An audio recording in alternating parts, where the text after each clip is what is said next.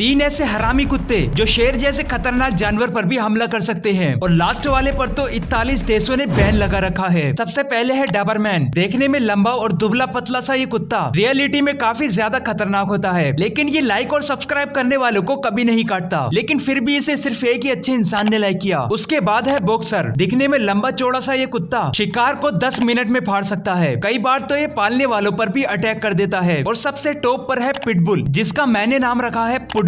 ये दिखने में काफी ज्यादा जंगली लगता है, इसीलिए दिल्ली एनसीआर की कई सोसाइटी में पिटबुल की एंट्री पर बैन लगाया गया है, जिस पर 41 देशों ने भी बैन लगा